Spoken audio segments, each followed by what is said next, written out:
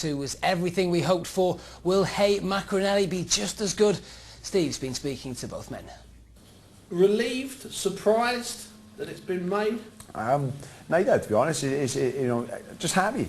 You know, everyone who knows me, everyone who's close to me knows this is a fight I've been nagging for, you know, pretty much begging for a long time. You know, I signed a year ago for the fight. Obviously, things didn't happen then, but we've signed now, both of us in better situations. You know, just that much bigger fight. Now, we were sitting next to each other when David Haye won his world titles in Paris.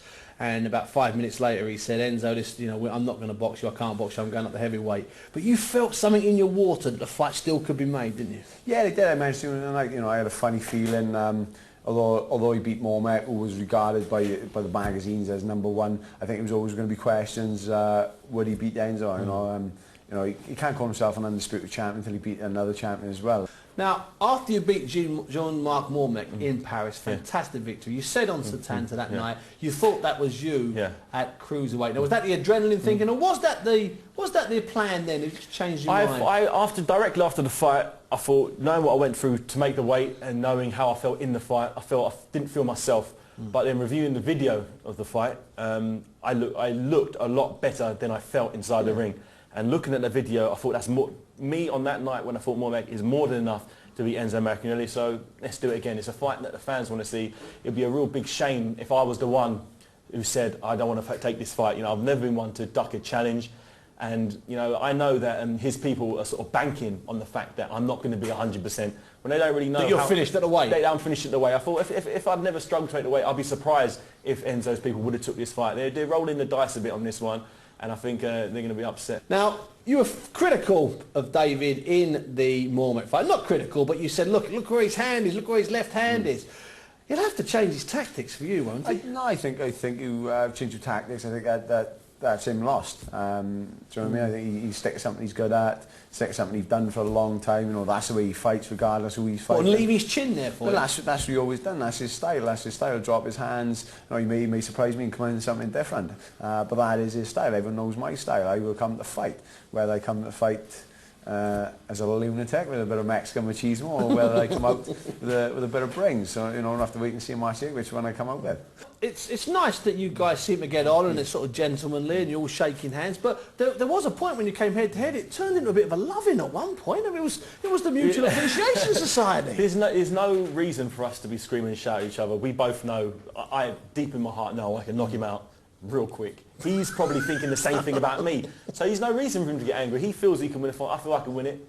What's there to scream and shout about? We're both 100% confident. We're both quietly confident. Neither of us have been guys to go out there screaming and shouting and turning over, flipping over tables and causing scenes. We don't have to do that. You know, I'm confident in my ability that I could live in his spare room in his house and still knock him out. You know, I don't care how friendly we get. It doesn't matter, because once the bell goes, it's you see the look in my eye. You see once I'm in that ring, you know, I'm prowling the ring like a caged tiger, and you're going to see a real different type of a haymaker this time round. You know, different from the Mohamed one. The Mohamed one, I was focused, but I had to break him down. I knew going into that fight I wasn't going to knock him out with one shot. He was never the type of guy you can hit early and knock out. You have to break him down.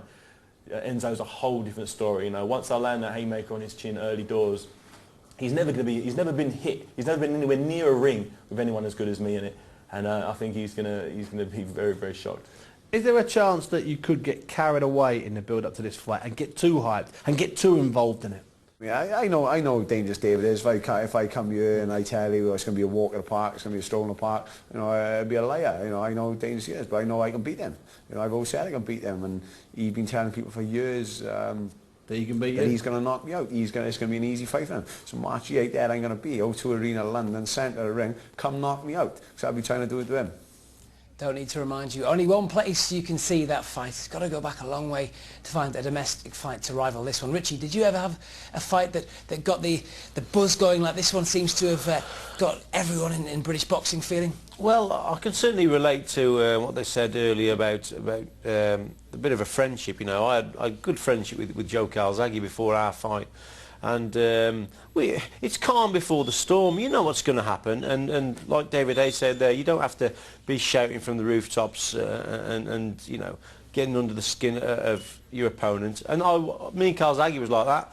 It was very mutual and very friendly. And come fight night, you know, he put me away, and that's boxing, that's business. I don't think it's going to stay that way. There's going to be a very heavy week. David's going to come back from Miami, and Enzo's going to come up from his training camps in Newbridge and Swansea. He still trains sometimes at his father's gym. And I think that when that happens, we're going to be the O2. I think there's going to be public workouts. There's going to be a couple of conferences. Then there's going to be a head-to-head. I would be amazed if this stays as low-key. That's why I said in my trowel, which I thought was beautiful, Rich, the way I was shot in silhouette. I thought I looked superb. Half of me is better than the full me, if you don't mind me saying so. Like looking at pictures from 20 years ago.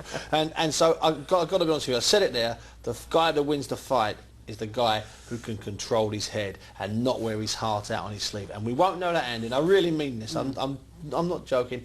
I don't think I'll know that until the day of the fight. I'll try and get a spy in the changing rooms, because that's when this fight could be lost. I think this fight could be lost. Like the Ricky Hatton fight against Mayweather. I'm not saying he would have won, but we all know now, at the weigh-in, when he was doing all this at the weigh-in, we all know then that Ricky was losing his head. Joe Calzaghe's talked about it.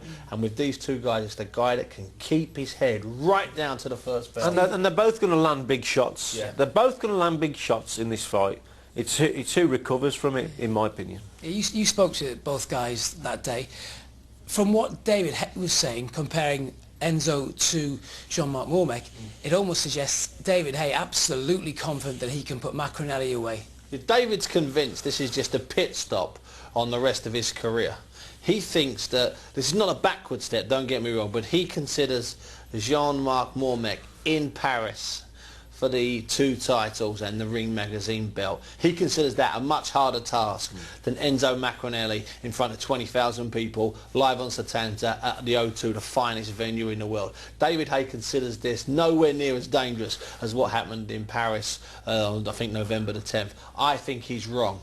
Because at that one there was very little pressure on David, Rich. Yeah. This is a different situation, mate. And the thing is, what I don't like about in the Paris fight, for me, is what he said afterwards, how he said there was nothing left in the tank. There was nothing. He said that his legs felt empty and hollow, and that he was out of there, and that was literally because he was saying that it was so difficult to make the weight. So now he's up against, you know, a kid probably better than Mormec. Good jab, great left hook. He's going to need something in those legs for this contest. Yeah, you know what they're like, the fighters coming out of Enzo Calzaghe's gym. Before we go, fellas, let's put next on the line. Who's going to win that one? Enzo Maccarinelli, David Haye, live on Setanta. Biggest domestic fight possibly in the last 20 years. Who's going to win it, Richie? Hey, asking me first. Well, I'm friends with both of them, and I think the one who'll win it who's going to land that big shot first, in my opinion. It could be either one of them, literally, and it could be in the first round, first or second round. I think it's going to be early doors. Steve, who's going to land it? Until a year ago, I was convinced David Haye would have too much form, would have too much grade. I saw some things in Enzo Maccarinelli last year. I've spent a year with Enzo Calzaghe. Now I'm not sure, and I'm saying it again. I'm not being a wise ass.